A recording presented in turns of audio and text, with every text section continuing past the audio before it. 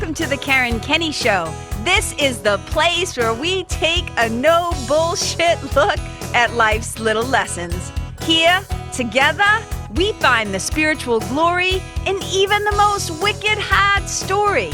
This is a journey from fear back to love and how we can find our greatest strength and happiness in some of the most unlikely places.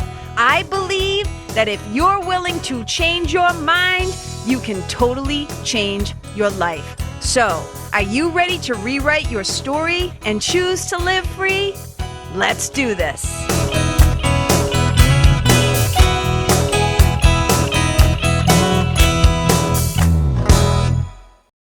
Hey, you guys, and welcome to episode 62 of the Kenney Show. I'm going to call this sucker Your Story to Your Glory. And there's a reason why I'm choosing that as the title. Number one, it's something that I've been saying for like a wicked long time. For many years now. I actually even own the URL, the domain names to those. So Your Story to Your Glory is a phrase that I came up with many, many years ago. And it's also one of the processes that I use, my system that I use when I'm working with my spiritual mentoring clients. And the reason why I want to talk about it today is because if you can hear the sound of my voice, then you are hearing this probably depending on when you listen to it. But in the year 2020, if you are listening to this and you hear the sound of my voice on this day, when this episode first comes out, May 7th is the date that this episode is dropping in 2020. And this is the 39th anniversary of my mother's death today, which is just completely mind-boggling to me, you guys. Like, I've been trying to wrap my head around the fact that she has been gone now. Like, so I was 12 when she was killed. I was 12 when she died. And I just think, okay, 12 to 24, 24 to like 36. I was just like, oh my God, I have lived with her, without her, almost 3 times longer now than I lived with her. So this episode is like a little nod. It's like a little like love letter, if you will, audio love letter to my mom, because it is because of both her life and her death that this concept and this process and this whole thing of Your Story to Your Glory was born. And so I want to talk to you guys a little bit about this and the impact of like this particular date is like really kind of a big deal. And I was just saying to my sweetie the other day I was like, sweetie, can you even believe that it's been 39 years? And he was like, no. And I was like, and what's even stranger is like today on Facebook, my friend Emily Aborn, she is the creator of a Facebook group and a collective and stuff called She Built This. And she posed a very just kind of like conversational starting question in a little kind of like, drop your answer below in the comments type of a thing. So it's like this random question that I just saw today. And it says, what was the difference for you, if any, between age 33 and 34?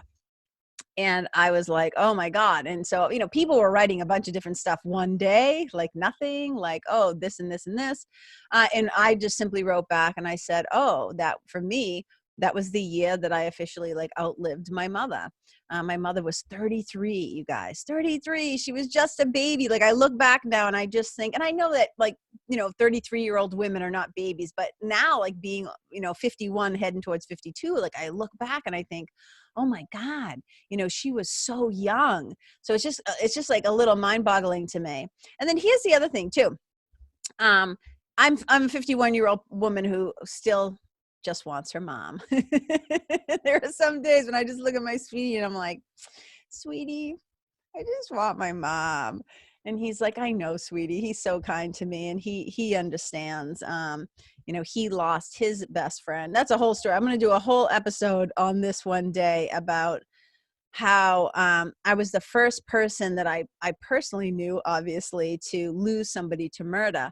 But after that, like some sort of a I don't know if it's an energetic attractor, an energetic vibe. I was like a murder magnet after that, because I ended up attracting all these different people into my life who ended up having, being like really affected by the murder of somebody close to them. And so his best friend was also murdered. So we have that in common. And so he kind of, to a certain degree, he can like understand, right? Because I lost my mom, and it's not exactly quite the same thing, but I think it's the way that all people who have lost somebody that they deeply, deeply loved, it's kind of like, I was telling somebody today on the phone that, I don't have a Jeep, but my cousin has a Jeep and my sister has a Jeep.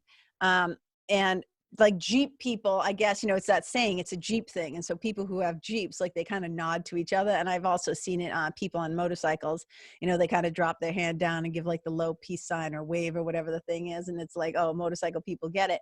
I think people who have a beloved who is dead, a loved one who is dead, we kind of are in a similar club, right? Like we get it. All right. So back to your story, to your glory. So the way that kind of phrase came to me is, well, number one, as a writer, a lover of words, a lover of books, a lover of reading, a lover of like great storytelling, like Jesus Christ. I can't tell you how many times I stayed packed in the driveway for like 90 minutes because it was like Radio Lab was on, or, This American Life was on, or the Moth Radio Hour is on. It's like, dude, if you can tell a good story, like I'm there, I'm in, sign me up. It's why I love great storytellers on stage or on a podcast or whatever. I just love when somebody can tell a good story. But here's the thing. I always say, telling stories is a total fucking blast, right? But you better be telling the story, and the story better not be telling you. And what I mean by that is, we all have situations in life, whether they were circumstances or conditions or things that happened, right? I always say like the traumas and the dramas of our life that happen to us often when we're young. Not to say that traumas don't also happen to us when we're older, because we all know that's true. But so often the stories, when I say your story to your glory, what I'm talking about usually are these stories from our history, from our past, often from our childhood. These things that have happened to us, these life situations that happen to us that we somehow like kind of twist and contort into what we believe are life sentences. So this thing that happened for a particular period of time or a certain moment, and then we continue to drag it along right into our future. So we have this thing that was simply a situation, and we end up writing and assigning all this meaning to it, and not good meaning, right? Like, so oftentimes it's like that victim story where something, and I can talk about this with a certain level of experience and quote unquote expertise, because I got really good at being a victim. I was like a professional victim. If I had gotten paid for my level of victimization, I would have been rich, right? At certain points in my life.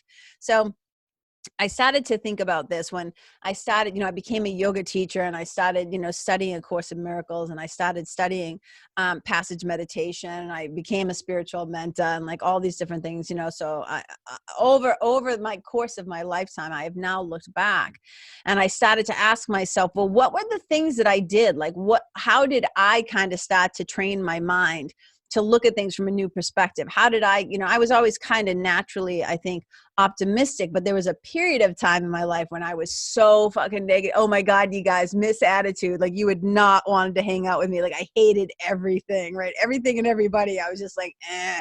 And it's kind of hard to imagine now, those of you who know me, because I'm pretty annoyingly happy and optimistic. But there was a time in my life where it was just like dark for a little bit, right? And I was still doing all the external things. You may not have known it was quote unquote dark in there unless you really knew me well. But even at that level, I was still like, in high school, like doing all the things, and everybody, I don't think you would have known it. Somebody once described me. It was interesting. I had a chance to talk to somebody who knew me when I was a kid. I don't know how many years ago it was, like 13 years ago, but I hadn't seen that person in like 20 years. And he described me to me. He said, he said to me, you were the girl with the big smile on your face with the sad eyes. And I always thought like, oh, that's so fascinating. That's so interesting. So even at that age, a few of you were paying attention. A few people were paying attention. But so here's my whole thing. We have these things that often happen to us, and then we assign all this meaning to them, and we start to write these stories. We start to write these stories about ourselves, our circumstances, our brothers and sisters, the abusers, the victimizers, the victim, all the things that, happen. And we start to write them about the world around us, right? So we end up having all these stories. And so the work that I do with my clients is taking these stories and like transforming them. Transforming your old stories and all the wicked hard shit that happened, and transforming them into your glory. And what I often say is your story can gradually over time actually become your salvation. And definitely in the case of my mother, her death, her death was something that I found very traumatizing for many years. And I'm sure somewhere in my tissues and in my body, that shock and trauma, maybe it still exists on a deeply subconscious level. But I think, I've done a lot of work to like address that and to try and forgive her killer and to do all these different things, because that was a shitty first draft, right? That's those stories, right? If you're a writer, you know what I mean when I say that. So there's a great writer named Anne Lamott, and Anne Lamott, I would say she writes nonfiction. She is a personal essayist. She's a memoirist. I would say she is a spiritual writer, for sure as well. And I love Anne Lamott. And I remember when I used to live and work with Marianne Williamson, and Anne would call the house, and I'd like answer the phone, and I'd be like, I'd be like, it's Anne Lamott, who I loved, because her book, Bird by Bird, Instructions on Writing in Life, it changed me. It was one of those books that changed me. I recommend it to all my writers, to all the people, because I'm also a gateless writing teacher, right? The gateless methodology, I'm a facilitator of that creative, expressive method. I actually just did a salon with my friend Becky Carish on that, and it was so great. So stories are something that I really love. So in her book, Bird by Bird, Anne Lamott talks about, it was like instructions to writers and what it means to be a writer, and to how to kind of instructions on writing in life. And one of the things that she said is, when you first start to write, like try not to edit as you go along. Just let yourself write freely, without the critic, without stopping, without judging, right? She said, because you're gonna write your first draft, you're gonna write a shitty first draft. And that's where the iconic and kind of classic and well-known phrase, shitty first drafts, come from. And I started to think about this over the years, and I was like, yeah, those first stories that we write, they're kind of shitty. And so I started to think about this. So in my work as a spiritual mentor, it's really kind of like this thing that can feel so vague. And so one of the ways that I try to help people understand the work that we do together is I say it's actually a process. And it's kind of like this 3, but really like 4-step process. And it's a success path, right? It's a way that we make progress in our work together. And we start in the story. And I try to give them examples. And so one of the funny things that I kind of do is I relate it to writing, because a lot of people who come to work with me also naturally tend to be people who are either trying to find their voice or use their voice, or they're people who have really big stories to tell. And not everybody's going to want to be a writer or go on stage or anything like that. And I don't even specifically say I work with writers, but a lot of people who love words and who want to tell stories on some level are also kind of attracted to me in the work that I do, even though my primary work is as a spiritual mentor. And so one of the things that I say to them is, so in the beginning, we're all kind of like walking around. When I talk about my clients, right? Everybody's kind of like walking around with these shitty first drafts, right? The shitty first drafts of their lives. This happened to me, then this happened to me, and then this happened to me, and then this happened to me. The victim stories, the trauma, the drama, all that stuff. So whenever you write something, right, there's the writing portion, the writing of the shitty first drafts, where a lot of kind of like the stories, the stuff, the fear, the limitations, the lack, the suffering, the separation, all that stuff lives. And remember, we're trying to move from the story to the glory, where the love lives, where the spirit lives, right? So we're moving from like the suffering to the salvation. And so one of the things I say is, okay, shitty first draft. What's the first thing we're going to do when you have a shitty first draft? Well, afterwards, you kind of start to, it's like, okay, it's the revision process. And I love the word revise, because the word revise means to revision, to see again. to see with new eyes, to have a willingness to let go of this old shitty first draft, right? Of how things went wrong and you weren't loved and you didn't feel good enough and you felt disconnected from source and you felt disconnected from yourself and you have anxiety and fill in the blank, all the different things that can go wrong in this human experience, right? And there's a lot of things that can go wrong in this human experience. So we have that shitty first draft. And then we're going to revise it. We're going to give it new vision. We're going to revision it, right? And so we start to kind of look at it, but we have to have that willingness. You have to have that willingness to say, all right, I'm willing. I may not know how to yet. I don't know what it's going to look like yet. I don't know how I'm going to do it on my own. And I'm always like, you don't have to do it on your own. You have me and you have your spiritual team, right? And so you're in a teacher, right? I'm here to guide you and to help you make progress and help to maybe save you some time and some suffering. So we have the shitty first draft, and then we're going to revise that sucker. We have to have a willingness, though, to let go of the old meaning that we've assigned to things, right? And then we get to edit it. We get to edit the story. And we get to kind of like say, like, and so in writing, there's this great line that says, and I don't remember the first writing teacher or writing person who ever said it. And I'm sure if I just Googled it, because I know the phrase, but I don't remember who to give accreditation to, but I'll try to find it. But it says, like, basically, you have to be willing to murder your darlings. You have to be willing to murder your darlings. And I've always loved that line. So these things that we hold precious in our writing, it's the same thing. These old stories that we love to hold on to. And for me, for a really long time, the story that I held on to in relation to my mother and her death, was that I did feel victimized. I did feel like a victim. I was devastated that I lost my mother at such an early age. And when you're 12 and something like that happens, you don't have, your brain isn't even sophisticated enough yet to assign meaning. All you know is that it sucks and that it hurts and it feels fucking unfair and you're miserable, right? And so you start to kind of like run with that story, right? And if you're not checked by somebody, if at some point you don't get a mentor or a helper, or you have faith, or you have therapy or a coach or whatever the thing is, it can be really easy to kind of get stuck in that victim loop. You know what I mean? And so we want things that are going to help us to revise that old story and to see anew.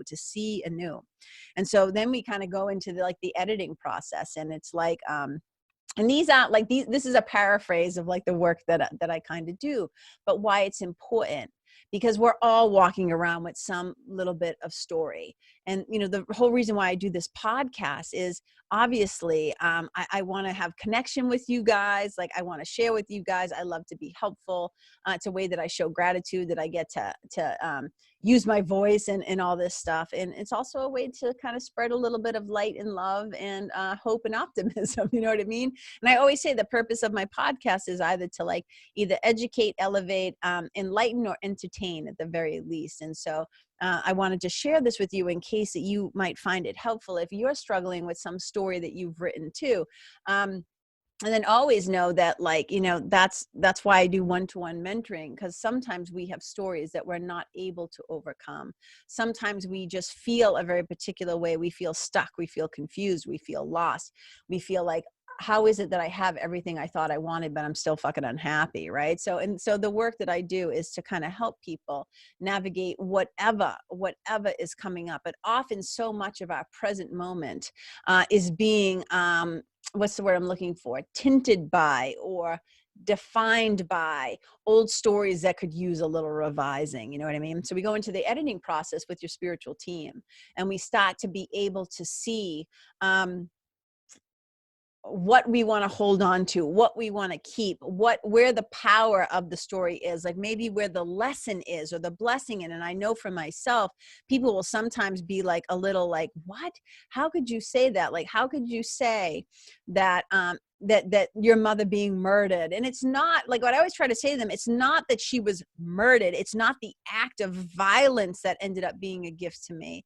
It's basically the ripple effect of what that thing was, right? The exponential effect of that violence and what it did, and the questions it made me start to ask, and the feelings, the deep feelings of suffering that it gave me. And my suffering, you can transform your suffering into your salvation. Like, you can use that, it's like taking your, misery, and like I said, your misery, and you transform it into your ministry or your mission or your message. And it's a way to move from the wound, you know, to the wisdom, from your pain to your peace, from your story to your glory. And that's what this work can do, is when we start to kind of, and with, again, there's a whole process to this. We don't have enough time. I mean, I sometimes work with people for 3 months, 6 months, a whole year and beyond, to kind of navigate this.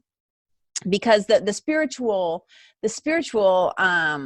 journey, right, it never really ends. You know what I mean? Even if somebody works with me for a certain amount of time, the lessons and the learning are going to continue beyond that. We never stop growing, you know, as beings while we're here on the, I mean, I imagine some people choose never to live, you know, they choose not to live an examined life. But I think it's so important, like to live an examined life, you know, man, is it important to kind of look back and take a peek at maybe what the stories are that we've been told about ourselves that we took as gospel truth, or stories that we've written about other people in our life where maybe forgiveness is now like, you know, let's go. Whenever people say to me, you know, hey, KK, I'm not happy, what would you say to that? Or people will say, hey, I have a client and they're just never happy. And I'll often say, well, whenever you find yourself not being naturally joyous and naturally peaceful, you want to ask yourself, who am I not forgiving? Right. And so part of that editing process is kind of looking at it and saying, okay, I want to keep this part. I want to keep the good. I want to take what I learned from that suffering, from that old story. And I'm going to keep that part because that's actually fucking helpful. But I'm ditching the rest, right? It's like red line, red line, red line, get rid of it. And then eventually, like, we publish it. We publish the piece. We publish the new story, right? Which is the glorious part of the thing.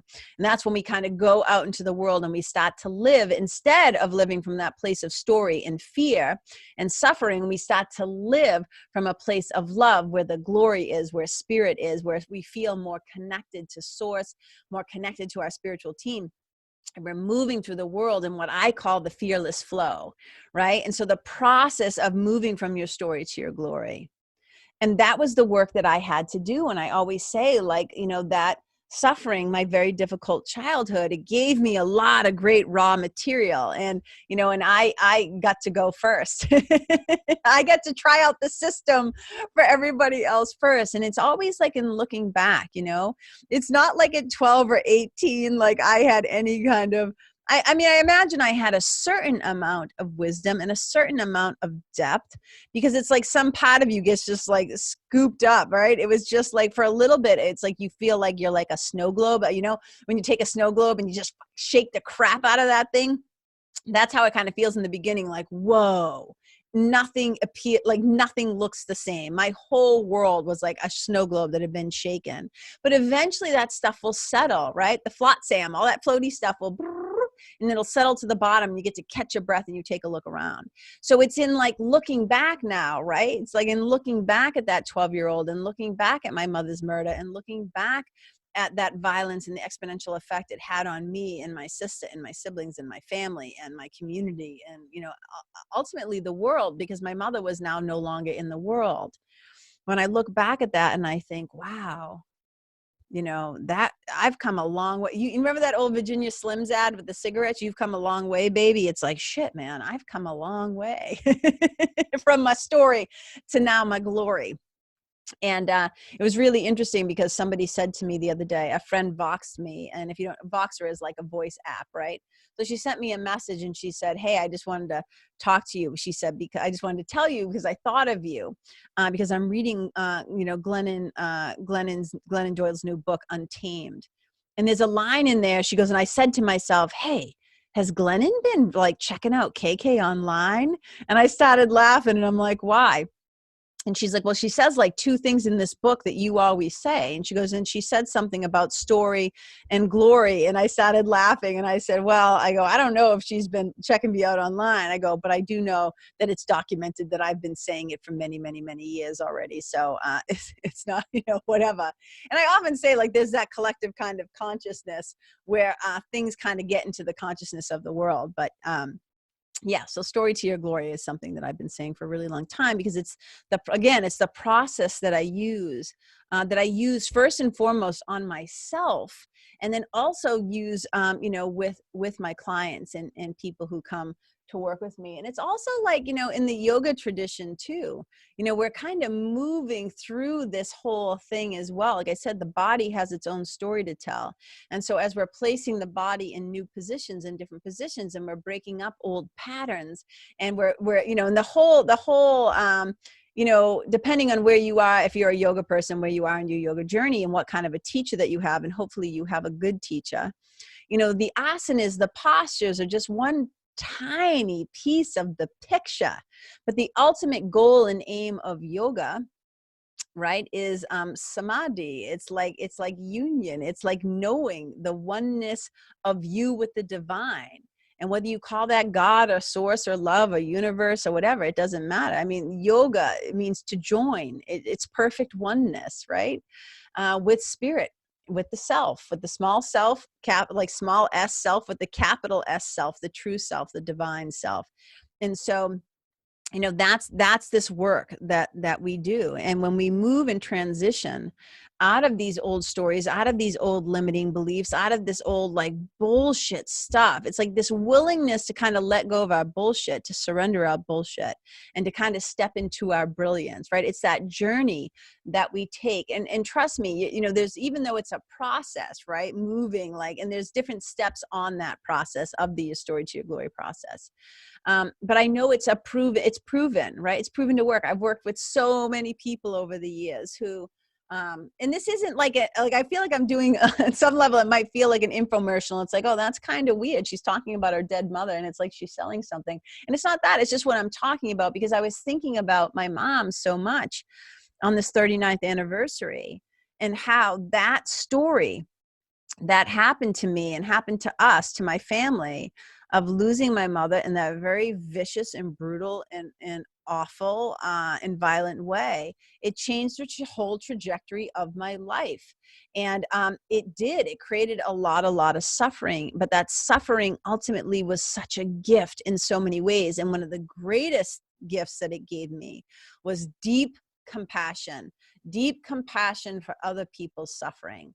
And now, look, I'm human. There are times, right? I'm a spirit. I always say we're spiritual beings having a human experience. But in my very ego human experience, of course, there are times when I'm clumsy. Of course, there are times when I might forget to, it's like, oh, you could be a little more compassionate there, KK, because the ego is full of all its judgments. But part of what this work does, when you're doing this work of transitioning from your story to your glory, is it helps you to check yourself very fast. You get better at recognizing, oh, I'm being kind of a dick right now. I'm not being that compassionate. But one of the great gifts of having my own suffering is being able to recognize it in other people. And having, I always say, like, that loss, ultimately, there's a line that says, and I've heard it in so many different ways, and I've said it myself. So who said it first, I have no idea. But this concept of, if your hat is going to break, let it break open, let it create more room. And I always think of the Grinch, from The Grinch Who Stole Christmas, when it says, and his hat grew 3 sizes that day, boing, boing, boing, right? And that's how I kind of feel. And I've said it on several other episodes. I really believe that being able to create a safe container, a huge well of compassion. And Amma, Amma, Amma, the great Indian hugging saint, is how I always think of her. She always says that wherever a heart beats with compassion, God is there. And that's kind of how I think about this. And so my job as a spiritual mentor was, I first had to go forward first, right? I had to go through the process first. And I didn't even know it was a process. It's not like when you're in the process, when you're in your shit and in your suffering, you're not sitting there being all intellectual, being like, oh, this is a process, right? I was too young to be smart enough to know that something good was going to come out of this, that I was going to be able to be steadfast and resolute and then come back and make my report. And I always kind of loved that idea that I could, Henry James, the writer, says, it's a nod to paying attention and to being present, being wicked present, right? And he says, try to be the kind of person upon whom nothing is lost. Try to be the kind of person upon whom nothing is lost. And so as a writer, Because that's what writers do, is we kind of observe the world. We listen, we pay close attention, we question, why does that character do that? Why does man or woman, I always say, do what they do? Why is he doing what he does, right? Terrible grammar, but it always makes me laugh. So I try to be the kind of person upon whom nothing is lost, which means I try to listen very deeply. I'm always trying to become a better listener. Sometimes I fully admit I'm not always the best listener. I always say I'm a really good listener, but I think I could be even a better listener. And I always want to be a generous listener. And I think so, really trying to like pay attention in the work that I do as a writer, right? Kind of to be able to pay attention what's happening in the world. And then also as a spiritual mentor, like really just trying to pay attention. But that's what I had to do, right? So even now at 51, I'm going back and I'm paying attention to that younger version of myself, because I know she still has wisdom to share with me that is helpful for me and my clients. And so when you get to like kind of like go first and figure out, it's like now in looking back, I can say, oh my God, these were the things that I did to move from my story to now into my glory, where I've made some peace with what was. Because here's the thing, when something awful happens, and if you're listening to this, I'm sure somebody, at least one of you who's listening to this, can relate to this, right? It's like when you're kind of like going through a thing, you're not in the thing like able to map out what happened. It's not until much later, right? It's almost like going from a viewpoint of being on the ground where you can't see shit. Like, let's imagine like I was just running, somebody was chasing me and I was running through a neighborhood. All I know is that I was zigzagging left and right and going up and down and laying down and then hiding and then bolting this way and then, hopping a fence over here, fucking diving under the thing over there. And later, if there was like a tracking device on me and I could kind of look at it from like a helicopter point of view, right? It's like people who have that app when they run in their neighborhood and then they post it online and you can see where they ran, like, as they run in like all different directions. And I always think it's so cool. But when we're in it and it's boots on the ground and you're in your shit and you're in your suffering and you're in your whatever it is, your darkness, your depression, your death, your desperation, whatever it is, like you aren't sitting there thinking, oh, one day I'm going to have a system or a process where I can look back at all the tools I gathered and I'm going to be so grateful. I'm going to be so grateful for this, right? Usually when you're in it, that's not your experience. So it's really helpful when you do find yourself there trying to navigate something or trying to heal something or trying to overcome something or transform something. It's really helpful to somebody who has kind of like a helicopter view now, somebody who went before you, somebody who can drop some breadcrumbs to like point you out of the woods, so you don't end up in the witch's oven. You know what I'm saying? So it has been a really powerful gift that I have gotten. And I often say that my mother gave me. And I'm not saying like she signed up for it. I mean, there are people who have said to me, I think that there was a soul contract. There was a soul contract between your mother and her killer. There was a soul contract between you and your mother. Like, my sister too. I don't want to speak for her though. That's why, like, where we decided, okay, these were the things that my soul needed to evolve, this evolution, this lifetime. And whether you believe karma or whatever, I'm not telling anybody what to believe. I'm just saying a lot of theories have been thrown at me over the years. But here's what I know to be true. A lot of stuff that I used to label as shitty first drafts, I have now revised and edited and have now published by putting out into the world this newer, more loving, hopefully, cross my fingers, more kind and loving and compassionate and positive, like human being, this better version, this upgraded 2.0 or 5.0. I don't even know what version of me we'd be on at this point. I've been around some years. So this is just a way for me to acknowledge my mom and to acknowledge this this big anniversary. I can't even believe, you guys, that next year is going to be 40 years. Like, I don't even know what to do with that, like right now. I still just love her so much. And like I said, if you don't know the story, you can go back and listen to like episode 1. But, and there were a lot of things that happened before that. There was a lot of things that happened before 12. And there were so many things that happened after that. But that was kind of like the headline story, right? That kind of like kicked things off.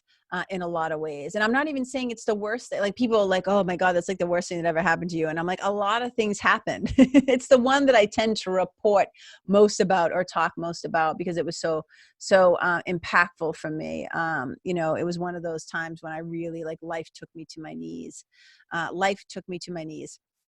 And lucky enough, I had help. I had internal help along the way. I had a certain amount of hardiness, a certain amount of, I think, natural resiliency and strength, but I also had to develop that. And along the way, I have had many human angels, teachers, great material, great systems, faith traditions that like helped me kind of like navigate it. And it's kind of like what a great teacher does, what a great mentor does, is we kind of find content. Like I always think of it like this. It's like what I'm providing for people who, you're going to hear the dogs barking and I apologize. I think my sweetie just got home. But one of the things that like we're providing when we get to kind of like navigate this process. Actually, I'm going to pause this so you guys don't have to listen to their nonsense. So the things that, sorry, and we're back. So one of the things is, you get basically, great content or like lessons learned along the way that end up becoming like things like this, like the process. And you also get like connection and you get community, spiritual fellowship, like all these things. And, just perspective. I think that's one of the things is, when somebody has lived through something similar or has gone, again, I always say like gone first, it doesn't mean you're special. Sometimes that's just an age advantage, right? You're just older than somebody else. You've had more experiences than somebody else, but you're able kind of to report back and come back and say, hey, this is what I learned. This is what I found helpful. This is what I saw. It's almost like a Sherpa, like when you're trying to climb a mountain, right? I'm not going to go and climb Mount Everest on my own. I'm probably going to hire a team to like help me to navigate and go like, okay, you want to watch this side of the mountain. This is where a lot of people fall and die. This is where people often like freeze to death. This is where you're going to start getting winded, right? It's going to be like not enough oxygen. This is when you want to put on your oxygen mask. This is when you want to rest. This is when you need to do this, put on extra layers, right? That's how I kind of see it. Like you need a spiritual Sherpa like on this journey.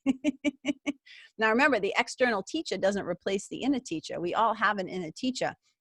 But what we all don't realize is that A, we have an inner teacher. B, we don't know how to make that great connection, and to what practices and things make it helpful for us that we have more access to the wisdom within ourselves.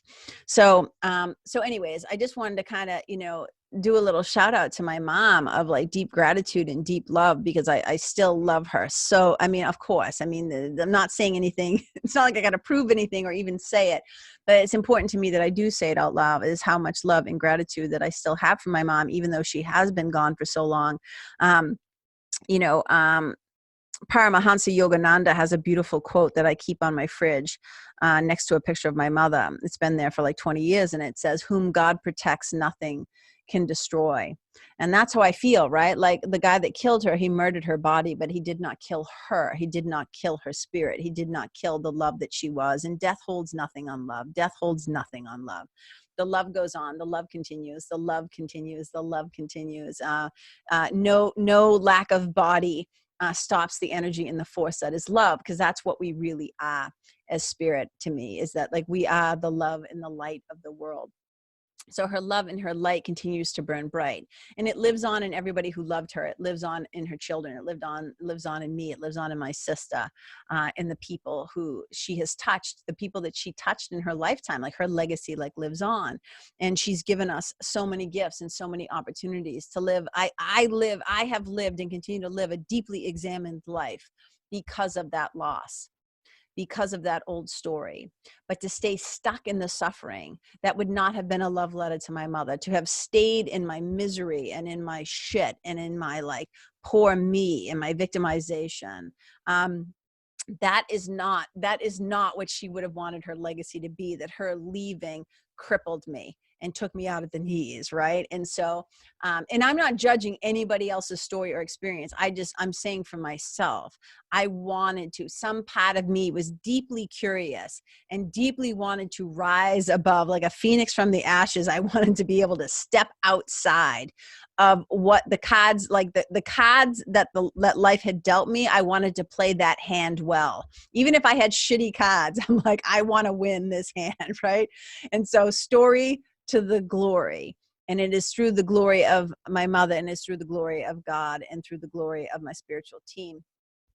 And again, an abundance of helpers, human helpers, books I've read, courses I've taken, mentors, you know, the whole thing. And so this is one of the ways that I get to give back, is to help people transform your story to your glory. And so it's an invitation now, you know. One of the things that I'm working on right now, I obviously see like one-to-one clients, and you know, the poet, the great poet Mary Oliver, she said, you know, I'm paraphrasing, but, and maybe I'm going to get it right, but she basically says, let the soft animal body of your body, let the soft animal of your body love what it loves. And one of the things that I love is to help others. And it's through helping others that I also help myself, right? It is through teaching that we learn. It is through helping others to heal that I heal, right? It's like there's no separation between us. And so we all benefit when one of us rises up, we all go with it. It's like flotation device, right? And so one of the things that I love to do is to help people look at the traumas and the dramas and the stories of their life, and to shine a new light on it, to extract new meaning, to assign new, to revise it, right? To revision it, to see anew. So that, because that's the thing, it's not just like, I do this because I want to help one person and I stop there.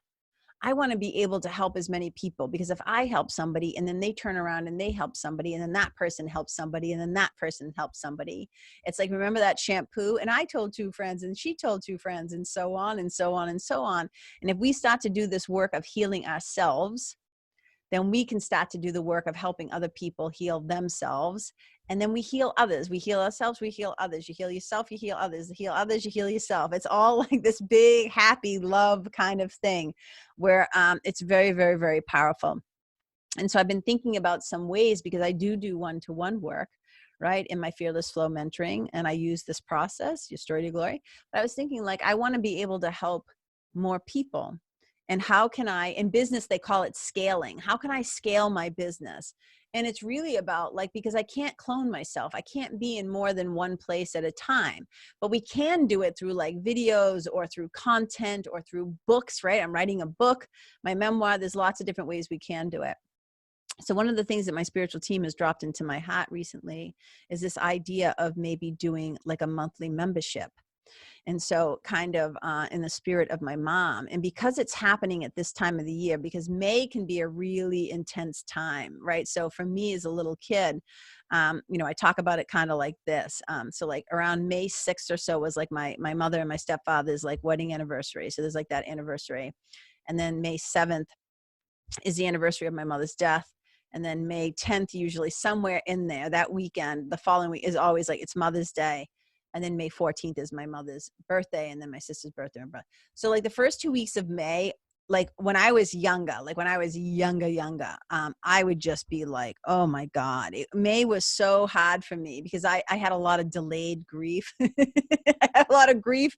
And I laugh about that because I look back now and I'm like, yeah, no shit, Sherlock. I can clearly see what was happening. I did not have helicopter or rocket ship point of view back then.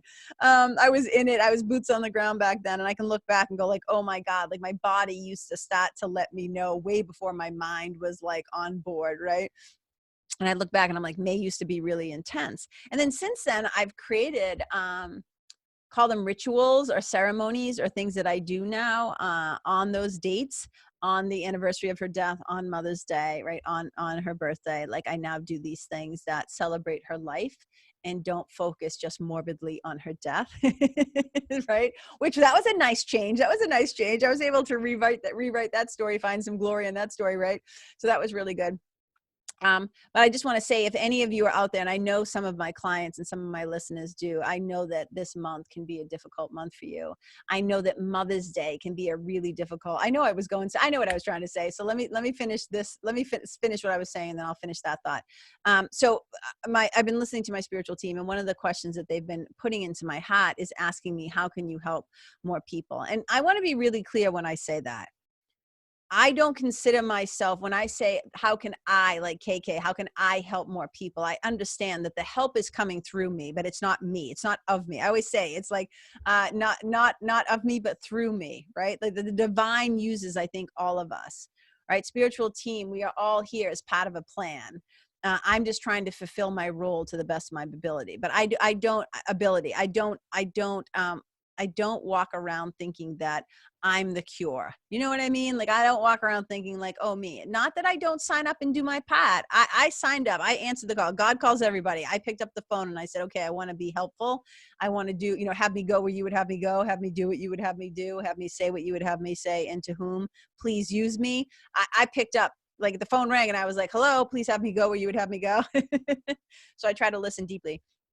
And so one of the things they've been talking to me about is like a monthly membership. So I'm playing with this idea of how I can invite more people into this experience of spiritual fellowship and growth and community and connection, and helping us to move from these old stories like into our glory, where we can rewrite and let go of the things that fucking keep us stuck and suffering and sick and feeling separate and feeling like we're bad or sinful, and all these different ways where we can start to move through the world with more confidence and courage and compassion and connection and creativity, right? It's just like, and there's so many things, right? And I'm not going to get into all the benefits because this isn't a sales call. I'm just saying this isn't like a sales thing, but it's just stuff that I've been thinking about. And especially on this day, I'm always thinking of ways like, what's another way that I can like honor my mom? I always just want to say, like, I didn't want her experience of her death to be for nothing, for naught, as they say. And if I can create beautiful things out of that inspiration, right? If I can move out of that story and make it somehow glorious, if I can find a way to, and it doesn't mean, let me also say this, it doesn't mean we abandon our dead. So often people will say, you got to let go of your story. You got to rewrite your story. It doesn't mean you're rewriting what happened, meaning what I'm saying is like, stuff happened. We acknowledge that. We hold justice and accountability in a high light here. It's not like we just pretend like things didn't happen. It's what we extract from it. It's the golden nuggets. It's the lesson or the blessing or the wisdom or the whatever that we can kind of take from that. And then how it informs the rest of our life, so that we're not defined by the worst of us. I always say it can inform, right? I say it can inform, it can influence, it can inspire. But we don't want it to define us as being stuck or broken or weak or a piece of shit or whatever story that you've written, right? Whatever story that you've written. And so being able to kind of look at this in a new light, I find that really healing and really powerful. And so I want to kind of be able to do that. And now I forget what the other thing that I was going to say, but that's okay. I always say, like, if it was wicked important, like they'll bring it back to me, like before I hang up the line. I know what I wanted to say. So Mother's Day can be not so soothing for a lot of people. It's not always. And I know that this is going to drop on May 7th. And I think May 10th is Mother's Day this year. And May 7th is actually a full moon this year. And so my friend Licia Morelli, she does these great things. She's also a writer. She's a poet. And she also has this great, you can get on her mailing list, and she kind of sends you like the phases of the moon. She sends you like different little rituals and stuff like that. It's like kind of cool. And she was talking about the power of this particular full moon that's coming up around Mother's Day. So maybe some feelings that you've been feeling if Mother's Day is tough for you, like, don't be surprised if it all feels like a little bit amplified, right? This date. So I know for a lot of people, there were a couple of years there where I kind of like lived in between, right? I wasn't a mom and I no longer had a mom. So I didn't really know what to do. I had like, surrogates. I had like, women who have kind of stepped into my life, like Miss Kay Lefebvre. Miss, I love you. Kathleen Lefebvre. Love you, Miss. And, I also lived with my uncle and my auntie Shirley for a little while. And then, Daphne Rose Kingma, Marianne Williamson. I've had some pretty incredible women who kind of have come along over the years, kind of tucked me under their wing. But at those younger ages, I remember just being like, I'm not a mom. I don't have a mom. I don't know what the hell to do with this holiday. It was just a day of suffering for me until, again, transform that story and it became a little more glorious and became a little more grateful. And I was able to kind of look at that day as a way to celebrate my mom, even though she wasn't here in her physical body. But I just want to acknowledge that that day can be really difficult for a lot of people, because there's a lot of ways. If you haven't read, there's a beautiful book that was a lifesaver. It was like a book called Motherless Daughters by Hope Edelman. And that book is incredible. I got it I got it in hardback the first year that it came out. And it was a life changer for me. And I recommend it a lot, because I always say there's a lot of different ways to be a motherless daughter, because your mother might be dead. Your mother might be mentally ill. Your mother might be incarcerated. Your mother might be there. I always say lights on, but nobody's home. She might be here in physical form, but you're not able to access her for whatever reason. And that's a really big wound. Like that's one of those, like those deep wounds, right? And so you might have a physical, like I said, a physical interpretation or a physical embodiment of a mother, but she's not able to mother. There are a lot of people who have given birth, but they don't have the capacity to actually mother. And that can leave a really big scar too. That can leave like kind of a wound too. And so this is the work that we want to do. So that book is also a great resource if you want to check that one out too. So you guys, if you're interested, so let me just say it like this. If you're interested in learning more about the potential membership, I'm just kind of like talking about it. I'm just kind of like, dancing around the edges a little bit, because it's still kind of like forming in my mind. But if you feel like you could benefit from, just some kind of like spiritual connection, some tools, some content, some community, some in this very, very weird time that we find ourselves in. If you'd be interested in kind of like a monthly, I call it like, it's almost like coming back to the nest, right? And as you guys know, those of you who know me well, you know that the peacock and peacock feathers are kind of like my logo from my business. And there's a whole story behind that. But I kind of envision this membership as being like the nest, the safe sanctuary of the nest, that you can, it's like that you can give your wings a break. And there'll be times to like spread your wings. And there'll be times maybe when, like my clients, for my clients who have left the nest, but they want to have a way to come home. They want to come back to the safety of the nest to be with the mommy bird. This might be an opportunity for you too. So if it piques your curiosity, it lands in your heart, if you want to know more, just send me an email. You can either send me a direct message on social media.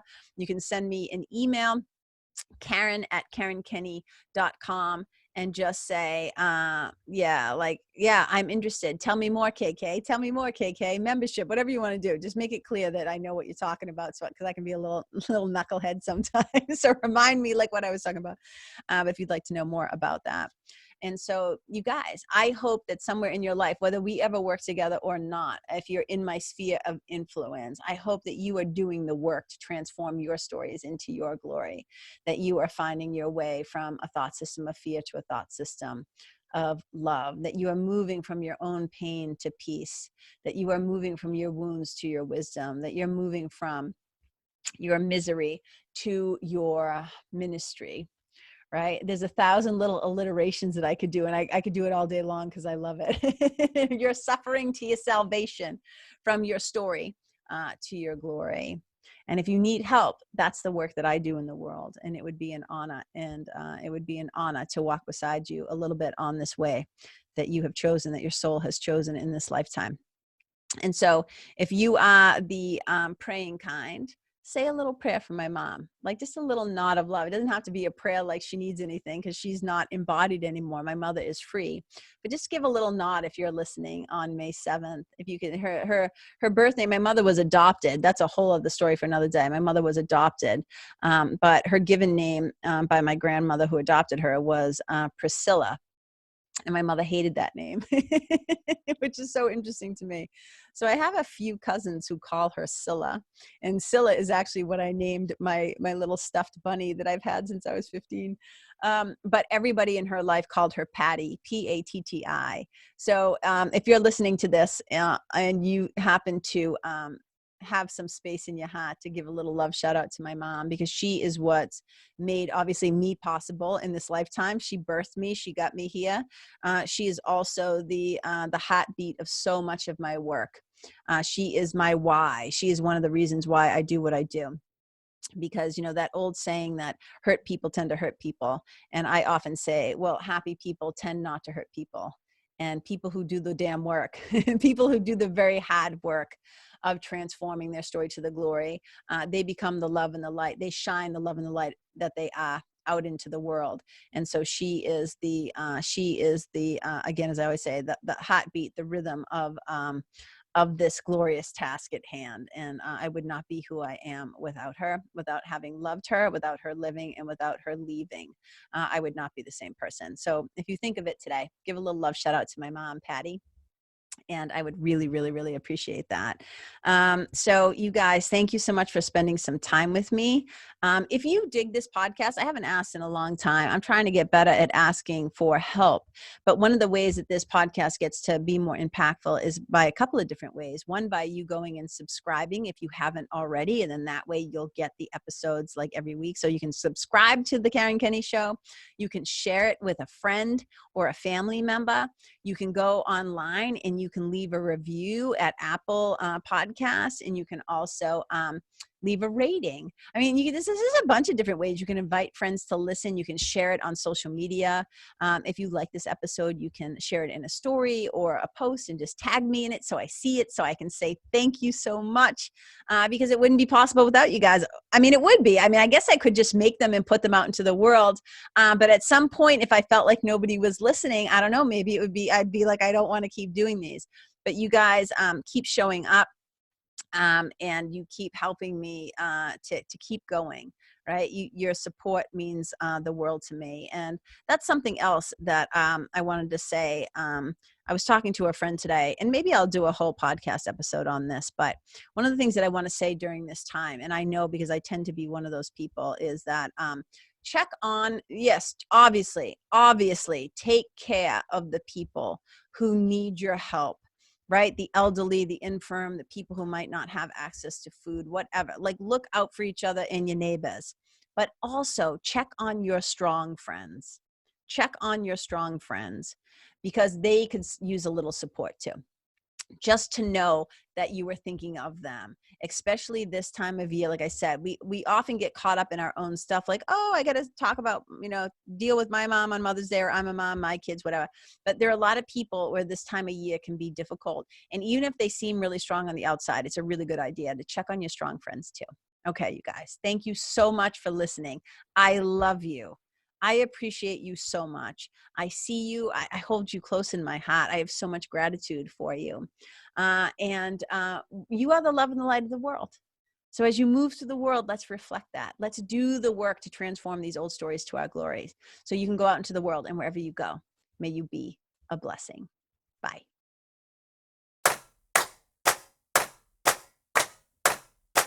Hey, you guys, thank you so much for tuning in to this episode of the Karen Kenney Show. I super duper appreciate your time, friendship, and support. And look, if something that I shared from my heart today somehow landed in yours, I'd love to hear about it. So please tag me on Facebook or Instagram or IG stories or wherever the cool kids are hanging out these days, and let me know what your favorite part was or what you found most helpful. You can find me over at Karen Kenney Live. That's Karen, KenneYlive.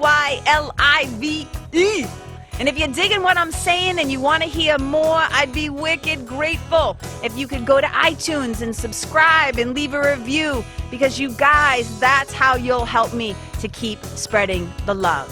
And if you can think of someone that could benefit from hearing this episode, please share it with them. I'd also love to stay connected with you. So if the feeling is mutual, please go to KarenKenney.com/freebie and download my free guide to building your spiritual team. Until next time, my brothers and sisters, keep living in the fearless flow. Know that I see you, I appreciate you, and I love you. And wherever you go, may you be a blessing.